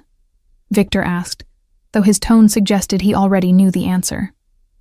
"Then the 5 families move against you together. Your operations get shut down, your people get arrested or worse, and your connections back to Moscow won't be able to help you fast enough. You're a smart man, Viktor. Do the math." The silence stretched for a long moment before Viktor finally nodded, his expression sour. "Fine. 2 million formal apology. The woman is untouchable. But Morelli, you should know, this kind of weakness, caring about civilians, it will get you killed someday. Men like us, we don't get happy endings." "Maybe not," Dante agreed. "But at least I'll die knowing I tried to protect something good instead of just destroying it." As he left the warehouse, Dante felt the weight of the past week finally catching up to him. It was done. Elena was safe, truly safe now, protected by agreements that transcended any single family or organization. Viktor would honor the deal because the alternative was his own destruction, and the other families would enforce it because they'd all agreed to it. Now came the hard part, keeping his promise to send Elena away. Elena was sitting up when Dante returned to her room at the facility, color finally returning to her cheeks. 2 weeks had passed since the shooting, and Dr. Tanaka had declared her recovery remarkable, though still requiring another week of monitored care before she'd be medically cleared to leave. Physical therapy had begun, helping Elena regain strength after the extended bed rest. She looked up when Dante entered, and something in her expression told him she'd been expecting him. "You've been avoiding me," she said without preamble. "Dr. Tanaka said you've been checking on my condition but only coming by when I'm asleep or in therapy." Dante couldn't deny it. "I've been handling business, making sure the threat against you is neutralized." "Is it?" Elena asked. "Neutralized?" "Yes, completely. You're safe now, Elena. The people who wanted to hurt you have been dealt with, and I've secured agreements that guarantee your protection going forward. No one from the Russian organization or anyone else will come after you." Relief flickered across her face, but it was quickly replaced by something more guarded. "That's good, thank you. So what happens now?" This was the conversation Dante had been dreading. He pulled up the familiar chair beside her bed, but this time kept more physical distance between them. "Now you recover. Finish your physical therapy, and then I help you start over. New city, new identity if you want it, enough money to live comfortably while you figure out your next steps. I have people who specialize in this kind of thing. Witness protection, essentially, but better funded and more thorough." "You're sending me away." Elena's voice was flat, carefully controlled. "I'm giving you your life back," Dante corrected. A life free from the danger that comes from being associated with me. What if I don't want that life? Elena asked, and there was steel underneath the calm. What if I want to stay in New York, keep working at St. Mary's, see where things go with the man who saved my life? Then you'd be making a mistake, Dante said firmly. Elena, I've spent the past 2 weeks securing your safety from external threats, but I can't protect you from the inherent danger of my world. There will always be another rival organization, another political situation, another complication that could put you in the crossfire. The only way to truly keep you safe is distance. You're a coward. The words were quiet, but devastating. Dante flinched as if she'd struck him. What? Elena sat up straighter, her eyes blazing with an emotion Dante couldn't quite name. You heard me. You're a coward, Dante Morelli. You're willing to threaten mob bosses, start wars, face down armed killers, but you're terrified of admitting that you care about me, that you might actually want something beyond revenge and power and control. That's not... Yes, it is, Elena interrupted. You're hiding behind this noble sacrifice routine, telling yourself you're protecting me by pushing me away. But really, you're protecting yourself. Because if I stay, if we try to make this work, you might actually have to be vulnerable. You might have to admit that the big bad mob boss has feelings, and that terrifies you more than any enemy ever could. Dante stood abruptly, anger and something else, something that felt dangerously close to hope, warring in his chest. You don't understand what you're asking for. Then explain it to me, Elena demanded. Stop making decisions for me and talk to me like I'm a person with agency, not some fragile thing that needs to be locked away for safekeeping. I'm a pediatric nurse, Dante. I deal with life and death situations every day. I make impossible choices about treatment and care. I'm not as helpless as you seem to think. I never said you were helpless, but you're treating me like I am. Like I can't possibly understand the risks or make my own decisions about what I'm willing to accept. Elena's voice softened slightly. I know your world is dangerous. I know being with you would mean accepting risks that most people never have to consider. But Dante, life is risky. Children get cancer. Good people get shot in parking lots. There are no guarantees for anyone, mob boss or pediatric nurse. Dante turned to face the window, unable to meet her eyes while his carefully constructed defenses were crumbling. My father used to say that our kind doesn't get to have normal lives. That love is a luxury we can't afford because it makes us weak, gives our enemies leverage. I watched him push away every genuine connection he ever had, turn himself into this cold, isolated figure, and I swore I wouldn't be like him. But maybe he was right. Maybe caring about someone the way I care about you is exactly the kind of weakness that gets people killed. Or maybe, Elena said softly, caring about someone is what makes us human, what separates us from the monsters we're afraid of becoming. Silence filled the room, broken only by the ambient sounds of the medical facility. Finally, Dante spoke without turning around. When you were in surgery, fighting for your life, I made a promise. I told you, even though you couldn't hear me, that I would make sure you were safe, that I would take care of the people responsible and protect you from any future threat. I've kept that promise, Elena. The question is, how do I protect you from the biggest threat of all, which is me? You don't, Elena replied simply. You let me decide if being with you is worth the risk. You give me information, honesty, and trust that I'm adult enough to make my own choices. And then you accept whatever I decide, even if it's not what you think is best for me. Dante finally turned to face her, seeing her clearly for perhaps the first time since all of this began. Elena Vasquez wasn't some innocent victim who needed saving. She was strong, capable, and determined. Someone who'd chosen a career dedicated to saving others, despite the emotional toll. someone who'd face down danger with courage instead of surrender. She deserved better than his assumptions about what she could handle. "If you stay," he said carefully, "if we try to make this work, there will be rules, security measures, things you'll have to accept about how I live and what I do. I can't change who I am, Elena.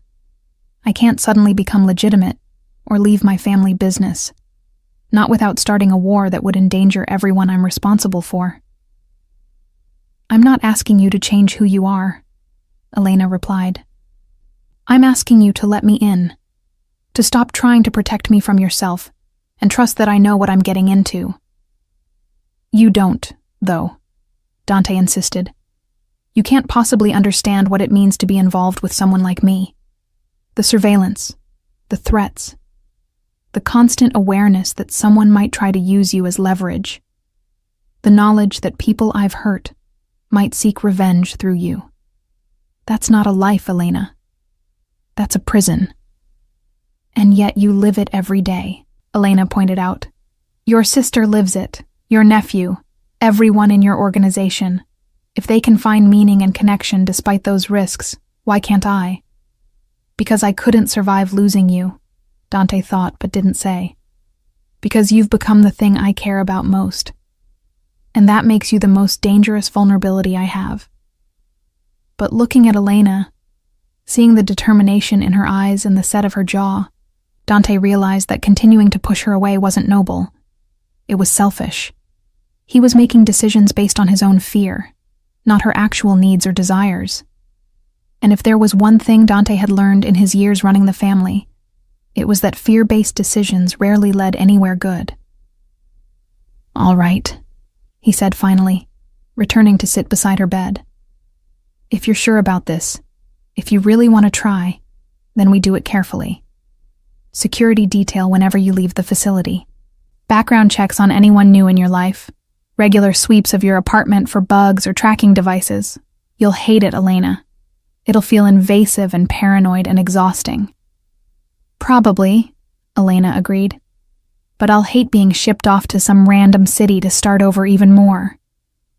And I'll regret not taking this chance for the rest of my life." Dante took her hand, marveling at how such a simple gesture could feel so significant. "I don't know how to do this. Relationships, normal ones where people care about each other and aren't constantly preparing for betrayal or attack.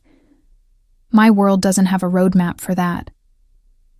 "Then we'll figure it out together," Elena said, squeezing his hand gently. "One day at a time. Starting with you actually visiting me when I'm awake, instead of sneaking in while I'm asleep like some kind of worried ghost." Despite everything, Dante felt a smile tugging at his lips. "I wasn't sneaking. I was. Checking on your condition." "You were reading to me," Elena corrected. "Dr. Tanaka told me. Children's stories. She said you'd sit for hours just reading aloud even though I couldn't respond." Dante felt heat rise in his cheeks, an unfamiliar sensation that he recognized as embarrassment.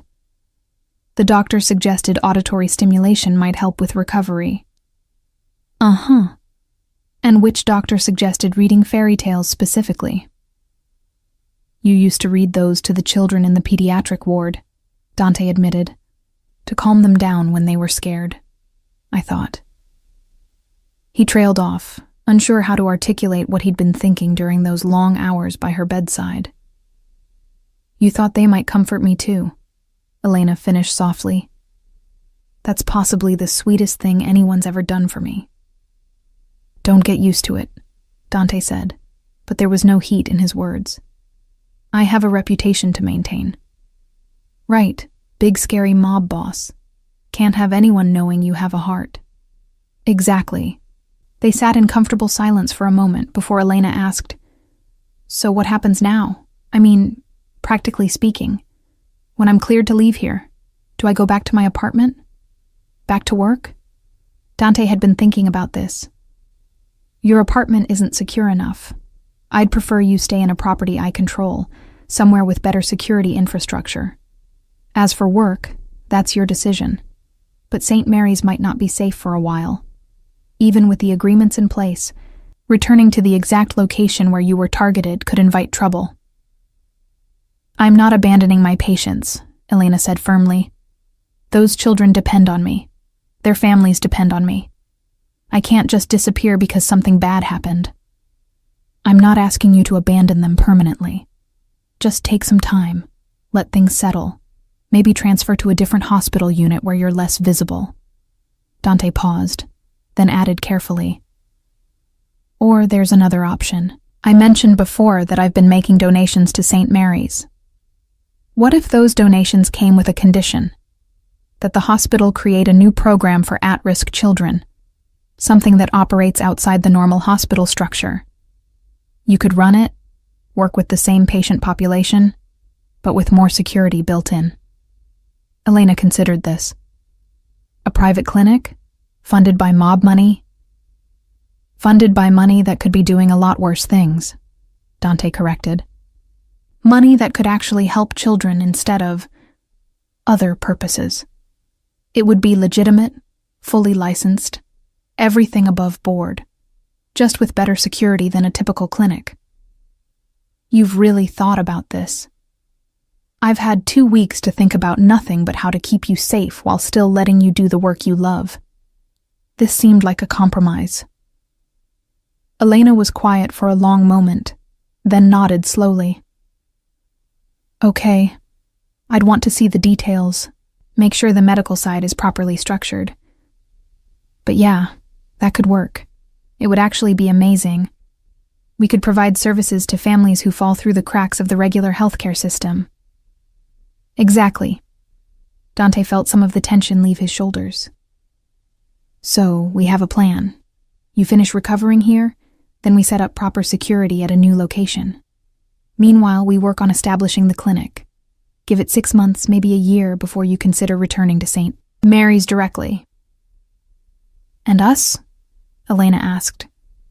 What's the plan there? Dante met her eyes, seeing both vulnerability and hope in them. Honestly, I have no idea. I've never done this before, caring about someone enough to want to protect them from myself. So we take it slow, figure it out as we go. I'll try not to be too overbearing with the security measures. You try not to take unnecessary risks. And we both try to be honest about what we want and what we're afraid of. That sounds surprisingly healthy for a relationship starting under these circumstances. Don't get too excited. I'll probably screw it up somehow. I'm not exactly known for emotional intelligence or healthy communication. Elena laughed, the sound surprising both of them.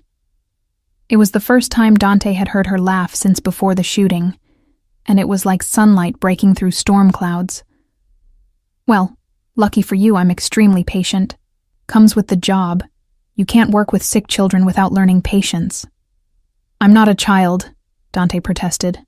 No, but you're definitely wounded, emotionally at least, and helping wounded things heal is kind of my specialty. Dante wanted to argue, to insist he wasn't wounded or broken or in need of healing. But looking at Elena, seeing the warmth and acceptance in her eyes, he found he couldn't. Maybe he was wounded. Maybe his father's cold isolation and his mother's early death and all the violence he'd witnessed and committed had left scars that ran deeper than he'd ever acknowledged. And maybe, just maybe, letting someone try to help heal those wounds wasn't weakness. Maybe it was the bravest thing he'd ever done. You know what I remembered while I was unconscious? Elena said suddenly. That fundraiser you attended at the hospital. You were so out of place among all the doctors and administrators and wealthy donors. Everyone could tell you didn't really belong in that world. But then you spent the entire evening talking to the patients, the children we'd invited to show what the hospital was doing. You ignored the wealthy donors and the politicians and just sat with kids, asking about their treatments and their lives. I watched you, and I thought, that's someone who understands what really matters. I hate fundraisers, Dante admitted. All that forced socializing and small talk. But the kids were genuine. They didn't care who I was or what I did. They just wanted someone to listen. Exactly. And that's why I started falling for you.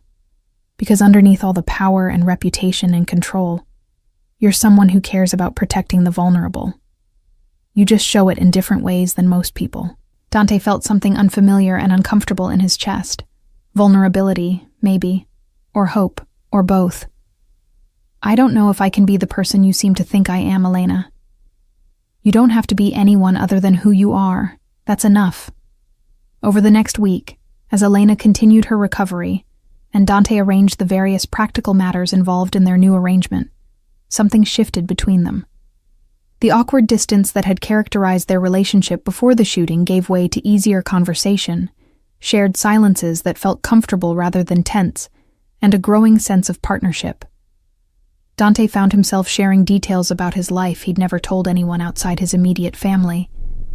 The pressure of leadership, the weight of being responsible for hundreds of people's livelihoods, the constant balancing act between violence and restraint. Elena listened without judgment, offering perspectives that were refreshingly different from the typical mob mentality Dante dealt with daily. In turn, Elena opened up about her own struggles, the emotional toll of working with dying children, the burnout that plagued pediatric healthcare workers, the guilt she felt when she couldn't save everyone.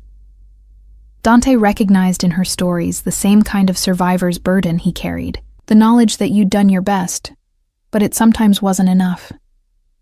They were, he realized, more similar than they'd initially appeared, both dedicated to protecting those weaker than themselves, both willing to make personal sacrifices for people under their care, both scarred by the impossibility of saving everyone.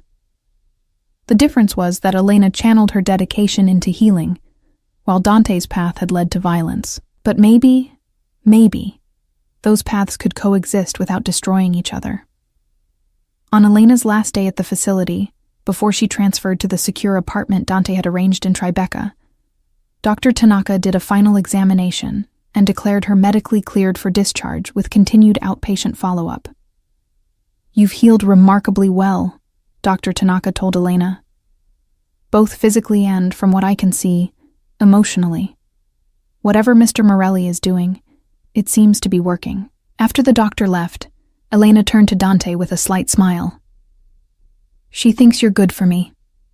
"She's probably the only one," Dante replied. "My own people think I've lost my mind, getting involved with a civilian. The other families think I'm showing weakness.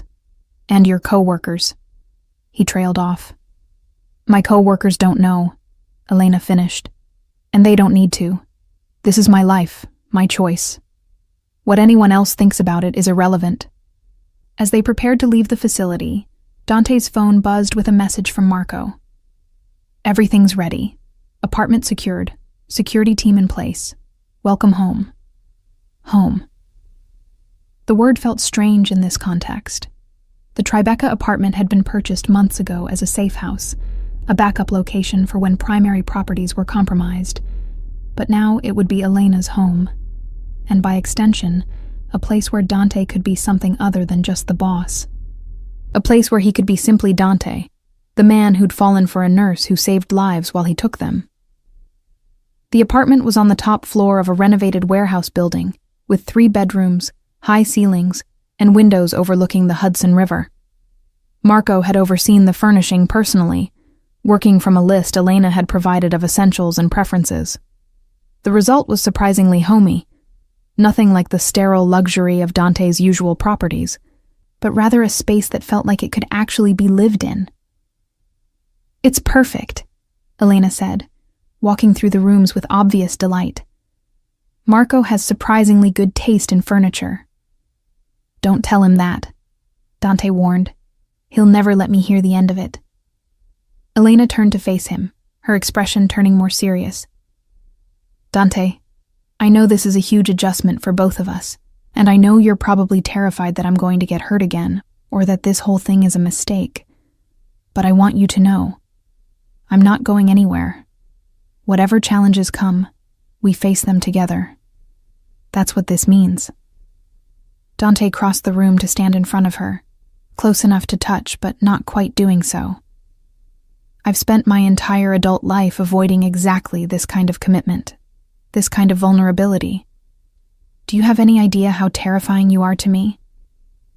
"Good," Elena replied, reaching up to touch his face gently. "You should be terrified. It means you care enough for it to matter. And Dante? You're terrifying to me too. But that's okay. Sometimes the best things in life are the ones that scare us most." He kissed her then, finally giving in to the impulse he'd been suppressing for months. It was gentle and careful, mindful of her still healing injuries, but no less meaningful for that. Elena's arms came up around his neck, holding him close. And for the first time since this all began, Dante allowed himself to believe that maybe, just maybe, they could actually make this work. When they finally pulled apart, both slightly breathless, Elena rested her forehead against his. "So what happens now? I mean, after we've had our dramatic kiss scene and everything." "Now," Dante smiled, genuinely smiled, in a way he couldn't remember doing in years. "Now we live. You heal. I figure out how to run a criminal empire while maintaining a relationship with someone who reminds me every day why some things are worth protecting. We make mistakes, probably a lot of them. We argue about security protocols and my overprotective tendencies and your stubborn insistence on taking risks I don't approve of." "Sounds perfect," Elena said, and the scary thing was, she actually seemed to mean it. 3 months later, the Elena Vasquez Pediatric Care Center opened its doors in a renovated building in the Bronx. Funded through a complex series of legitimate Morelli business holdings, the clinic provided free and low-cost healthcare to underserved children throughout New York City. Elena ran it with the same passionate dedication she'd brought to St. Mary's, but now with resources and support that had been impossible in the overworked hospital system. Dante attended the opening ceremony, standing in the back of the room as Elena gave a speech thanking the donors, never mentioning him by name, respecting the boundaries they'd agreed upon.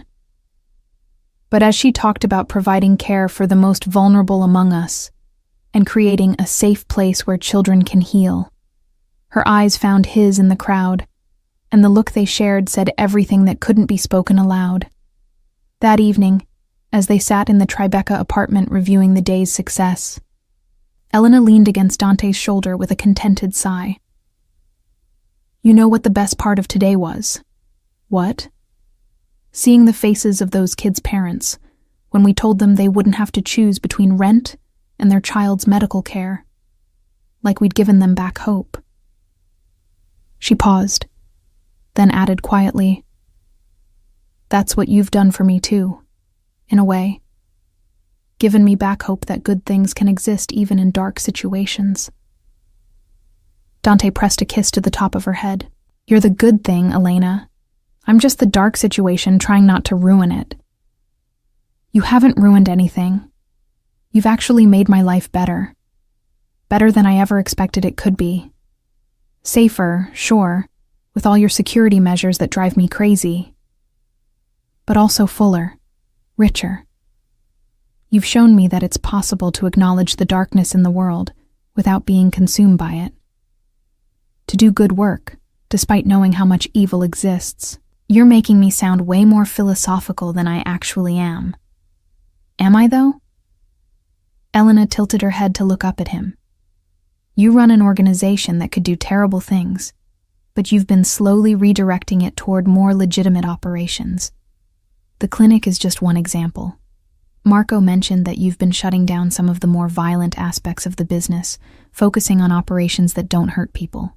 Don't make me out to be some kind of reformed criminal," Dante warned. "I'm still dangerous, Elena. Still willing to do terrible things to protect what's mine. I know. And I'm not trying to change you or redeem you or whatever. I'm just pointing out that you're changing yourself because you want to be someone worthy of the trust I've placed in you." She wasn't wrong. In the 3 months since Elena had come into his life, truly into his life, not just orbiting around it like before, Dante had made decisions he never would have considered previously, reducing the family's involvement in certain black market operations, being more selective about violence, using it only when absolutely necessary rather than as a first option, even talking to legitimate business consultants about gradually transitioning the Morelli empire toward legal enterprises. It was slow work, and there were plenty of people in the organization who questioned whether he'd gone soft. But Dante was beginning to understand something his father never had: that true strength wasn't about how much fear you could inspire or how much violence you could inflict. It was about having the courage to choose better paths, even when the easy ones beckoned. "You know what I think?" Elena said, interrupting his thoughts. "What?" "I think we're going to be okay, not perfect. We'll have bad days and disagreements and probably some seriously scary moments. But okay, maybe even happy." Dante pulled her closer, marveling at how this small woman had somehow become the center of his universe, without him even noticing it happening. "You were fighting for life and kept saying my name," he reminded her. "You could have called for anyone. Your mother, your friends. Anyone. But you called for me. Because somewhere deep down, I knew you'd come. That you'd move heaven and earth to keep me safe. And you did." "I always will," Dante promised. "That's not romance or hyperbole, Elena. That's a promise from someone who understands the weight of promises. You're under Morelli protection now, which means the full resources of my organization stand between you and anything that might hurt you." "Even you?" Elena asked gently. "Especially me." They sat there in comfortable silence as the city lights glimmered outside the windows. Two people from impossible worlds who'd somehow found each other in the darkness. A mob boss learning that power wasn't everything. A nurse teaching him that caring wasn't weakness. Two scarred souls deciding that together they might actually be whole. The road ahead wouldn't be easy. There would be complications, rival organizations testing boundaries, law enforcement asking uncomfortable questions, the constant balancing act between Dante's world and Elena's work. But for the first time in his life, Dante found himself looking forward to the future rather than simply surviving it. Because Elena had been right. She'd fought for life and called his name, and in saving her, he'd somehow saved himself too.